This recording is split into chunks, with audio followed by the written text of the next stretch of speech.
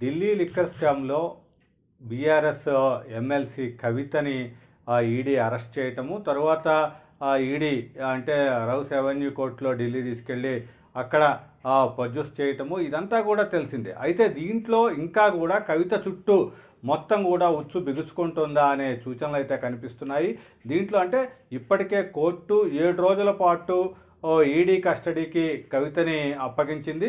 23 వరకు కవితని ఈడీ అధికారులు అయితే విచారించే పరిస్థితి ఉంది.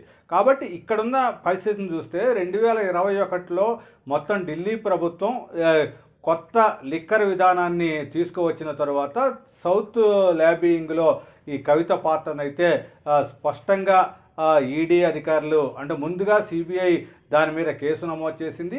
నమోదు చేసిన తర్వాత కవితను ముందుగా సాక్షిగా చూపించటం, ఆ తర్వాత ఇటీవల కాలంలోనే కొన్ని రోజుల ముందుగానే కవితని నిందితురాలుగా చూపెడుతూ ఈ 41C సిఆర్పిసి సెక్షన్ కింద నోటీసులు ఇవ్వటం, ఇదంతా కూడా సిబిఐ ఒకేపు చేస్తుంటేనే ఈడీ మనీ లాండరింగ్ దీంట్లో జరిగిన మనీ లాండరింగ్ వ్యవహారంలో ఈడీ కూడా పూర్తి దూకుడుగా వ్యవహరించింది. ఎన్నికల కోడ్ ఈరోజు వస్తుంది అనగా ఒకరోజు ముందే మొత్తం కూడా ఈడీ కవితని అరెస్ట్ చేయటము, ఇదంతా కూడా చూసినట్లయితే రాజకీయంగా ఒక ప్రభావితం అయ్యే కేసే కాకుండా కవిత చుట్టూ పూర్తి స్థాయిలో ఇక్కడ ఉచ్చు బిగుస్తోంది అనే సూచనలు అయితే కనిపిస్తున్నాయి. ఎందుకంటే ఇక్కడ ఇదే కేసులో కీలకమైన మనీష్ సిసోడియా ఎవరైతే ఉన్నారో అంటే మాజీ డిప్యూటీ సీఎం ఢిల్లీ మాజీ డిప్యూటీ సీఎం మనీష్ సిసోడియాకి ఇంత మటుకు కూడా బెయిల్ వచ్చే పరిస్థితి కూడా లేదు. ఇక్కడ క్యూరేటివ్ పిటిషన్ని కూడా సుప్రీంకోర్టు ఆయన పిటిషన్ని కొట్టేయడం జరిగింది. కాబట్టి ఈ మొత్తం నేపథ్యంలో కీలకంగా కవిత పాత్రనైతే ఎస్టాబ్లిష్ చేయడానికి ఈడీ అధికారులు అయితే పూర్తిగా ప్రయత్నిస్తున్నారు. దాంట్లోనంటే ఈ రామచంద్ర పిళ్ళై కవితకి బినామగా వ్యవహరించాడు. దీంట్లో మొత్తం కూడా 100 కోట్ల లావాదేవీలు జరిగినాయి. ఈ మొత్తం ఢిల్లీకి మాగుంట శ్రీనివాసులు రెడ్డి నుంచి మొత్తం 30 కోట్ల రూపాయలు తీసుకొని ఇక్కడ అభిషేక్ బోయిన్పల్లి ఢిల్లీ వెళ్ళాడు. ఇవంతా కూడా పూర్తి స్థాయిలో ఆధారాలతో ఈడీ రిమాండ్ రిపోర్టుని తయారు చేసింది. కాబట్టి ఈ మొత్తం నేపథ్యంలో ఇక్కడ 7 రోజుల ఈడీ కస్టడీ తరువాత ఏమవుతుంది అనేది అయితే ఒక ఆసక్తికర పరిణామంగా ఉంది. తరువాత మళ్ళీ జ్యుడిషియల్ రిమాండ్ విధిస్తుందా కోర్టు, లేకపోతే ఇంకా అసలు ఏదైనా వెసులుబాటు ఉంటుందా అనేది అయితే ఒక చర్చనీయాంశంగా మారింది. కేసులో ఈడీ కవిత నుంచి కూడా పూర్తి ఆధారాలను కూడా సంపాదించింది.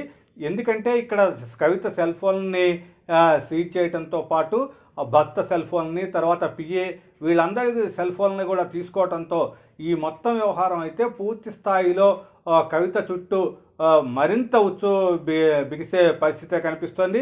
దీంట్లో చూసినట్టయితే అరుణ్ పిళ్ళై కానీ, అభిషేక్ బోయిన్పల్లి కానీ, తరువాత ఈ చార్టెడ్ అకౌంటెంట్ బుచ్చిబాబు వీళ్ళంతా ఇంతకుముందు ఇచ్చిన వాంగ్మూలాలు ఇవన్నీ కూడా ఈడీ దగ్గర ఉన్నాయి. అదేవిధంగా మాగుంట శరత్చంద్రారెడ్డి, తర్వాత మాగుంట రాఘవ వీళ్ళంతా కూడా అప్రూవల్గా మారటం, వీళ్ళంతా కూడా పూర్తి స్థాయిలో ఈ కవిత మీద అంటే కవిత పాత్రని ఎస్టాబ్లిష్ చేయటం కూడా జరిగింది. కాబట్టి కవితని ఈ కేసులో నుంచి ఇప్పట్లో బయటపడే అవకాశం అయితే కనిపించట్లేదని అయితే కొందరి వాదనగా వినిపిస్తోంది. ఎందుకంటే ఇక్కడ పూర్తి స్థాయిలో కవిత అంటే ఈ లావాదేవీలు అంటే ఇక్కడ సౌత్ గ్రూప్ నుంచి కీలకమైన వ్యక్తిగా కవితే ఇక్కడ ఉన్నారు.